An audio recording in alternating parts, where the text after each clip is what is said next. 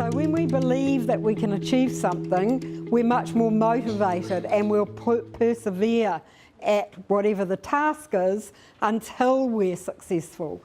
Whereas when we don't expect to be successful, we give up far more easily, and then that reinforces our self-belief that we can't do whatever it is any rate. Teachers convey their expectations to students all the time, and often these messages are not they're not explicit, so the teacher isn't specifically saying, I've got high expectations of you and sorry about you.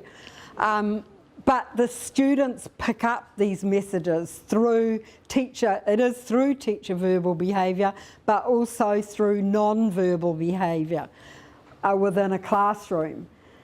And often the messages are quite implicit. So for example, on this one, your report is totally without merit. Add a colour cover and some clip art and hand it in again. What's the message, what's the expectation that the teacher's conveying to that student? I know that none of you would convey a message like this, but what's that message?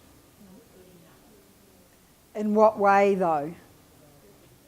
Yeah, presentation is more important than what's actually in the assignment. And I sometimes give a personal example, sometimes I don't because it's a bit embarrassing, but when I was in secondary school, our third form teacher, because this was the good old days, third form teacher put great emphasis on the idea that we had to have this immaculate social studies book. And because I was a little bit nerdy, well, a lot nerdy, I went home and did all these beautiful headings and cut out pictures and just made my book look just wonderful. And when we handed our books in, my teacher asked if he could use my book as an exemplar right across the third form. So my pride just went up somewhere up there. And then we had our exam, and on my report he wrote, Christine has a beautiful social studies book. A pity she didn't learn what was in it. So that was quite a good example of this one here, to my chagrin. This is basically a process model of teacher expectations that kind of captures the whole process, if you like. So the beginning of the process is where teachers form their expectations, and they can form those based on all kinds of different student characteristics. So for example, some teachers will be swayed by stereotypical information about students, other teachers will not. So all kinds of student characteristics can influence our expectations. Those expectations then interact with our pedagogical beliefs and also our personal beliefs about what the best way is to deliver learning for students. And as a result of that, we plan opportunities to learn for students. And they will vary based on these preceding steps. So in some classes, teachers will plan high-level learning opportunities for all students. In other classes, there will be clear differentiation between the kinds of activities that some students are planned to complete and versus others. And then we teach students, and because of the way that we teach, this is an area where students pick up a lot of messages about our expectations based on the kinds of activities that they're given, on the teachers' interactions, and so on. And ultimately we get student outcomes. So those outcomes are not just academic, they're also to do with self-belief and therefore motivation as well. And all of this is taking place not just within the instructional environment of the classroom, but also within what we might call the class climate or the socio-emotional environment. So decisions that we make about how we set up the classroom and about things like how much interaction students are expected to have or allowed to have with each other influence the socio-emotional environment that's part of the class. Now, when I came into this area, the research here, the research around how do teachers form their expectations, the kinds of instructional practices that they use that convey expectations, student outcomes, were all based around the idea that we had a whole load of data across all teachers, and yay, this is how they interact with high expectation students, this is how they interact with lows, across a whole group of students. But when I came into this field, I had been a primary school teacher for a number of years, and I worked a lot in low socioeconomic schools. And so when I first was looking at this, my idea wasn't around high and low expectation students, it was around high and low expectation teachers. So I had this idea in my head that there were teachers who had high expectations for all of their students versus teachers who had low. And as I said, I was working in a low decile school, or I'd worked in several, and I had been the DP or the AP in several as well. And I was convinced that I had seen these people. I had seen high expectation teachers who made an enormous difference to all of the students in their classes. And so I, first of all, had to be able to identify those teachers. Then I wanted to look at, well, what are their beliefs? Do they differ from those of low expectation teachers? And how do they actually practice in a classroom? And so from a original sample of 24 teachers, there were 6 who could be identified as high expectation teachers. So these were teachers who were expecting their students to make huge learning gains over 1 year compared with where they were at the beginning of the year. And the opposite, these were low expectation teachers where their expectations of where students were going to get to by the end of the year were actually below where the students were achieving. And interestingly, since this work, I've done much bigger studies, and these kinds of proportions seem to go through all the studies that I've done. So around about a quarter of teachers can be identified as high expectation teachers, and somewhere between a sixth and an eighth can be identified as lows. So you need to remember when I'm talking about this, I am not talking about what every teacher does. I'm talking about what a group of only around about a quarter of teachers are doing in their classes. And at the end of the year, when I looked at, so what was the kind of progress that these students made when they were with high expectation teachers, this axis is at 0.4, John Hattie's magical effect size of 0.4. And he says if it's above 0.4, it's what we should be doing in classes. So we should clone these people. And if it's below 0.4, then this is not what we should be doing in school. And that was kind of my reaction when I plotted this, was, my God, we want teachers to be like these people so that they get similar outcomes. And also there were differences as well in students' self-beliefs. I talked before about how expectations ultimately influence beliefs. So at the beginning of the year, in both reading and in maths, these differences here were not statistically significant. But by the end of the year, you can see that there are small increases in student self-belief if they were with high expectation teachers, but the major factor is this big drop when they were with low expectation teachers, so that these differences were highly significant by the end of the year. And then, as I said, I did observations in classrooms as well, looking at the differences in the way that these teachers interacted with their students. So these expectation teachers spend a lot of time teaching, possibly not surprising. Expectations are not magical. They must do something in the middle that mean their students are making these big gains. So they spent a lot of time teaching, they asked a lot of questions to make sure that students understood, they linked to prior knowledge, they did all of what we would call effective teaching practices. But low expectation teachers were not doing that. They didn't spend a lot of time teaching. These teachers also gave very clear feedback on student learning and feedback based on their goals, because one of the things that they did with students, which we'll see, was that they set clear learning goals. This one was interesting. I thought high expectation teachers ask a lot of high-level questions of all students in their class, not just the high achievers. But if students didn't know the answer, then they did one of two things. They either rephrased the question to make it clearer, or they prompted students to help them get an answer, which meant that all students were successful at answering these high-level questions.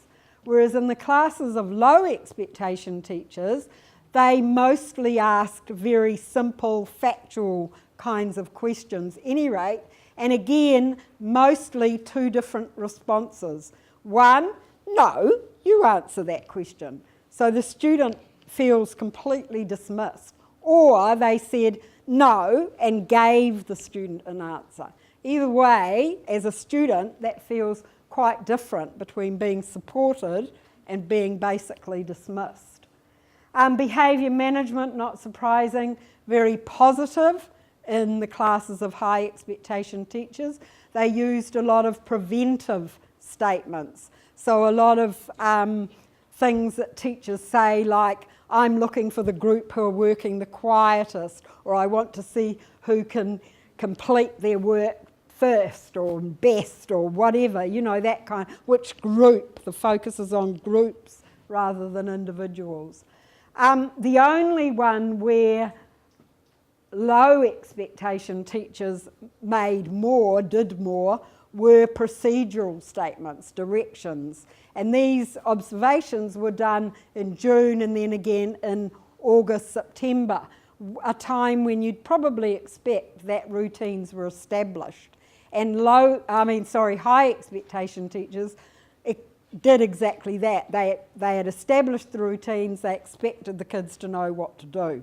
Whereas in low expectation classes, they were constantly reinforcing the routines. Beliefs were very different as well, and this first one was the one that probably stuck in or hit me the most, if you like. There was not a single high expectation classroom where teachers had students in ability groups. They were all using mixed ability of some form, or flexible grouping, where the grouping was often changing. And several of these teachers had had battles with their principals because they were supposed to have their kids in ability groups, but they had bucked the system. I assume because their kids were doing really well, that principals eventually gave up, but they did not ability group. I should make a brief comment about that. New Zealand has the highest ability grouping rate of any OECD country, and we have the largest disparity between our highest and our lowest achievers. I don't think that's rocket science. There was actually a report that came out from the OECD last year, end of last year, based on the latest PISA results, where we went down again, which said, and it's 28 million students, so you can't really argue with that. Across 28 million students, the two factors that most determined high student achievement were, one, opportunity to learn, and two, the degree to which students were taught in mixed ability groupings. As I said earlier, high expectation teachers set clear goals with their students. So they were testing students, they would talk about what students knew, what they didn't know, and what the next steps were. So the students were very clear about their goals. And as I said, the feedback was focused on goals as well. Very warm class climate, so very strong, warm relationships, teacher-student, but also student-student. these teachers are very much about fostering a class community where students are expected to support each other. Students had a lot of choices in their learning experiences, and that's one of the way teachers handled the flexible grouping as well, was that students had choices. So an example that I often give is that they might have had a range of reading activities, but within each activity there would be books that went from the highest level to the lowest. But they do not say to children, hang on a minute, you can't choose that, that's yellow, you're on green, or the other way around. The children have the choice about what they're actually doing and what they're reading. So the students have quite a lot of responsibility for learning, and because of that, these teachers monitor them quite closely. And they're promoting intrinsic motivation because they're using mastery goals rather than the focus being on who's top of the class. So just to give a quick example of a contrast between the question was, so what kinds of activities do you prepare for students in your class who are not doing well? And because I'm hugely creative, Hannah is a high expectation teacher, Luke is a low. So you can see that their ideas about how you cater for low achievers are very, very different. And what happens then, of course, is that the kinds of activities the students complete are also very different. So then if we have a look at overall, these are the overall differences between high expectation teachers and low expectation teachers. So from that, I took what I thought were the 3 key areas of difference summarised within that. So grouping and learning activities was clearly one, class climate was another, and then goal setting, which had all of these factors underneath it.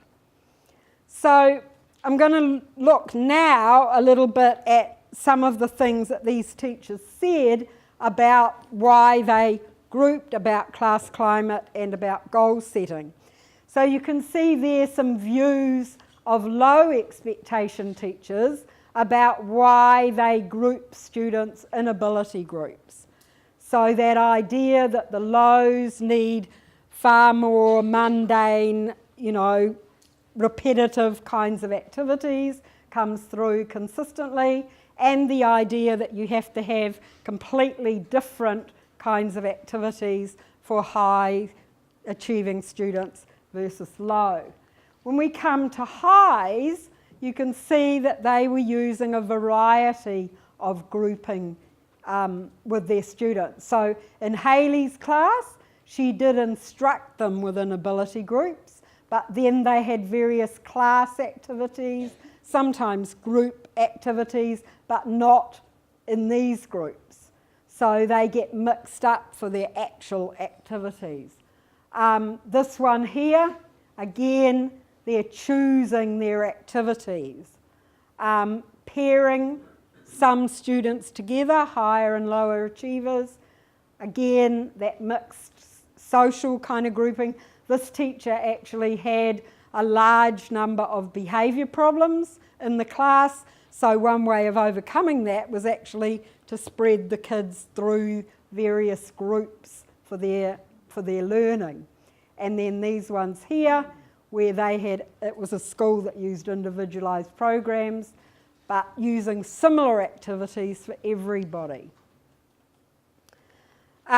Choices. This is a strong feature of high expectation teachers. So they give students various choices about the kinds of activities they can do, their learning experiences, how they want to actually do it. So students have, as I said, quite a bit of responsibility in these classes. In terms of the class climate, focus very much on cooperation rather than competition. teachers interacting with students in private where they need support, but the public exchanges are generally at a group level, not singling out kids who are either high achieving or low achieving across the whole class, but focusing on groups. And often that focus is on groups who are working well together or who are supporting each other, that kind of thing. Anya, I know, is going to show you this, but they changed groups often. Again, a feature that went right through.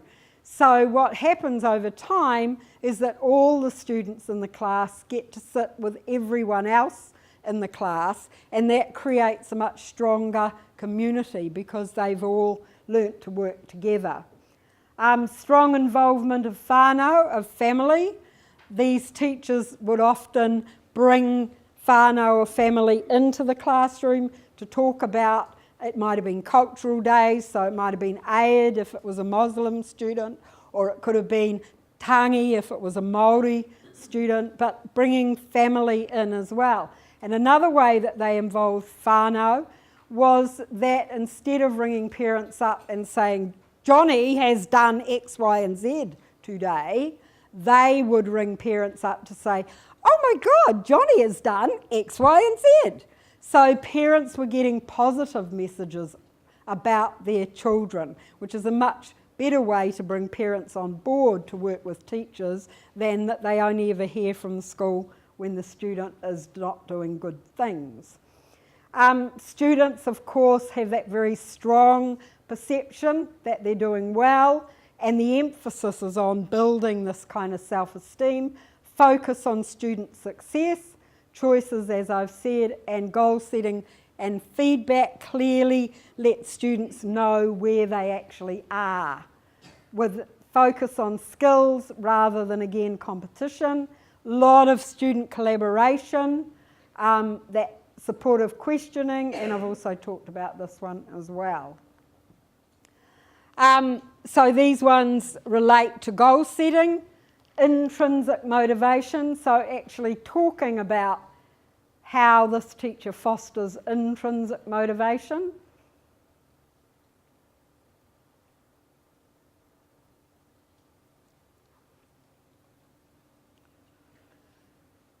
And then again, that importance of using student interests. This teacher, Holly, had year 5, 6, and she had a group of year 6 boys who she'd been told couldn't do basic facts, so couldn't add single-digit numbers together, for example. And yet, when she used cricket, suddenly they're working out run rates and batting averages. So, about cueing into kids' interests.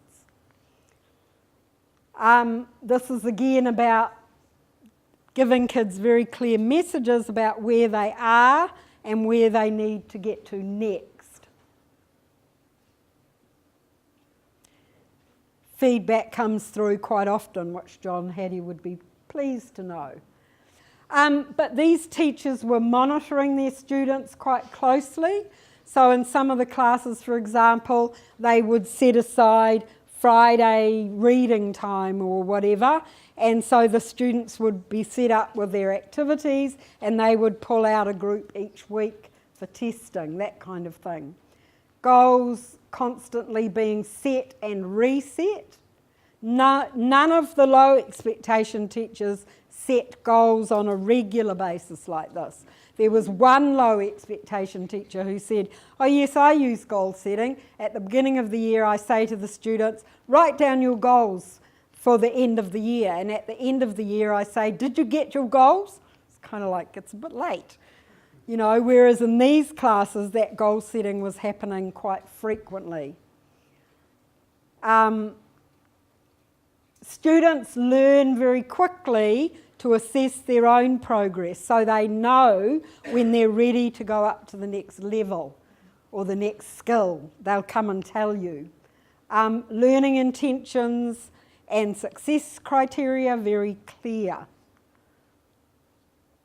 Again, that's that idea of choice, students having autonomy in the class. So just quickly, I'm going to talk about the Teacher Expectation Project, because really I've run out of time. This was an experimental study, and the idea with this project was that we were going to teach regular teachers in regular classes the practices of high expectation teachers. So we had 84 teachers who were randomly assigned to be either in the intervention or the control group. And the fact that they were randomly assigned in psychology is important because they're the same at the beginning of the year, and there was no difference in student achievement either.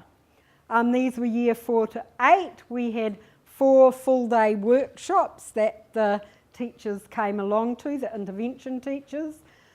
We also videoed the teachers as well, the intervention teachers, because we found, really as a matter of trial and error, that actually videoing them and then letting them look at their own interactions with their students was a really powerful way for them to see how they were delivering messages about their expectations. And it's something that's really easy for you to do nowadays. You can set up your phone, you can set up a tablet, and it's just for you. It's not for the principal or your senior manager, it's just for you.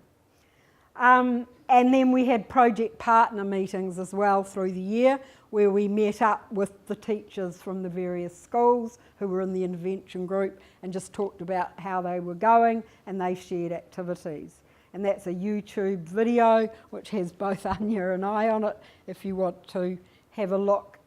There's a whole website on the Teacher Expectation Project as well.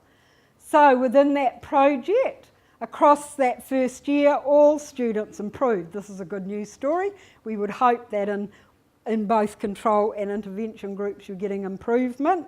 However, some improved at different rates to others, which I guess again you would expect. However, the intervention group gained substantially more than the control group, and there were no beginning year differences.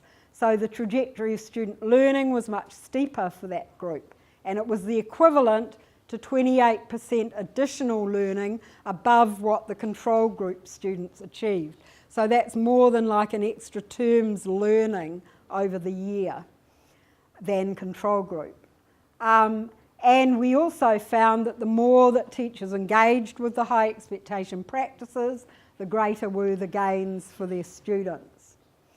These are comments from teachers who were actually in the project, talking about those 3 key areas.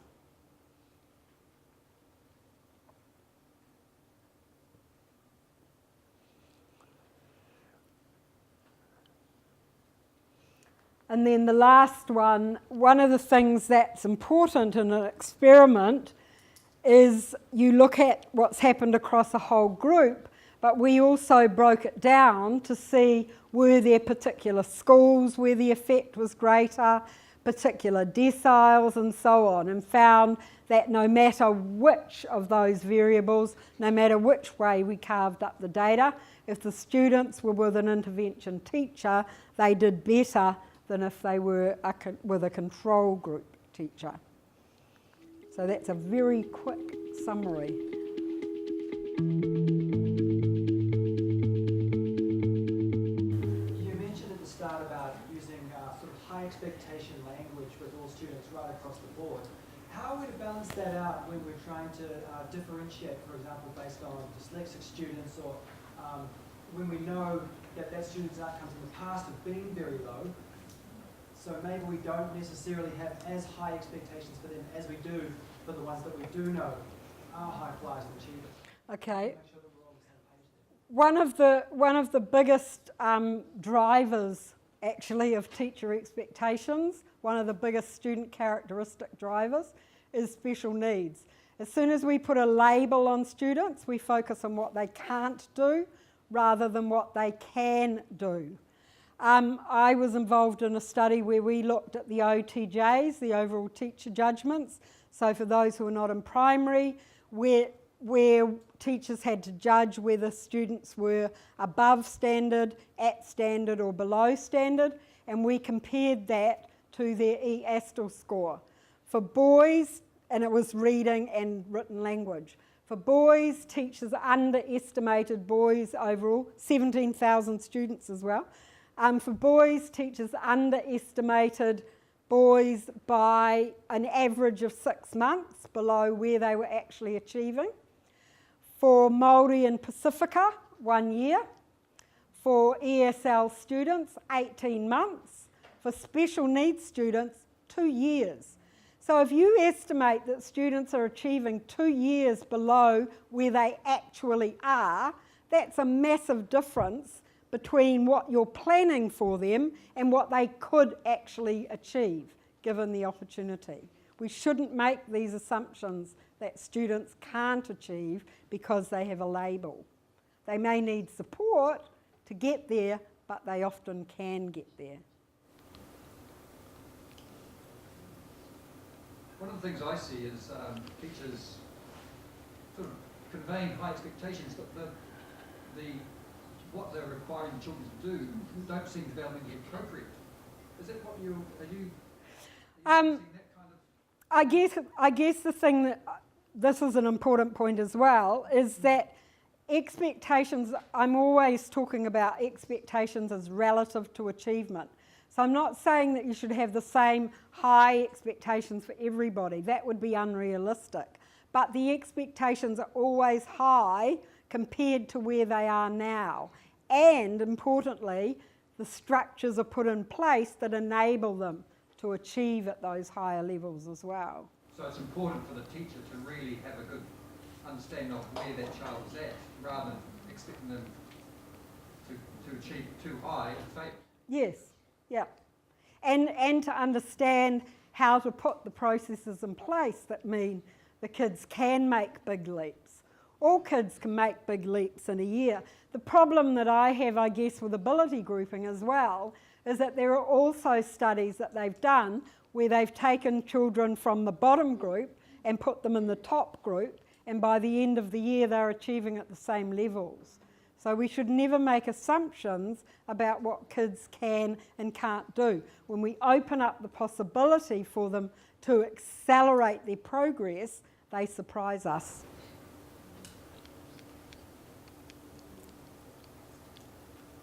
Can I ask a question? Sure. When you're talking about the goal setting, so are they doing teacher practicing goal setting and doing it that way? Is it linked to feedback, or is it all written goal setting? What sort of goal setting are you? Bit of both. One of the teachers who was the best at doing goal setting had a year 1 and 2 class. So they weren't writing all their goals down, but they knew very clearly what their goals were. The teacher may have given them their goals, but she did also conference with them, so the kids did actually have a lot of input into their goals. I mean, clearly goals need to be related to what you're teaching. You're not going to have goals in geometry when you're teaching algebra, for example. You know, so you need to manipulate it a little bit, but it needs to be related to where you're going as well as where they're going. In the study, did you have a lot of challenges with teachers transitioning from ability grouping to mixed ability grouping? Yep. And how did they overcome that? That's one of the things that Anya is going to talk about. One of the things that we found that was interesting was that we got much bigger effects in maths than we got in reading. When we interviewed teachers, 65% of them had initiated mixed ability grouping in maths by the end of that first year. Only 22% had done it in reading.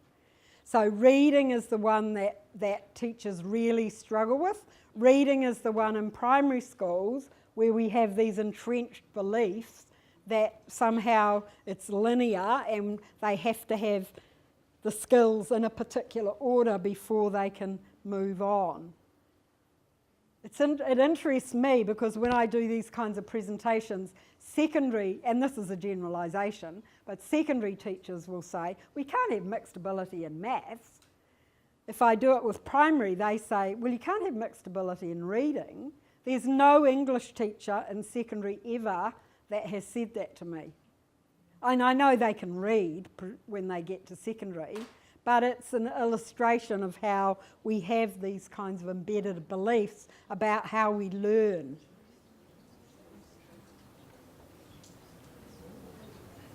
Are there any differences in the secondary context, or I see that these would be parallel across primary and intermediate teachers, but is there any difference with secondary? I have a colleague that I work quite closely with in Berkeley who, this is the States, so they got $7 million from Bill Gates to set up a charter school that was a partnership between Berkeley and a charter organisation.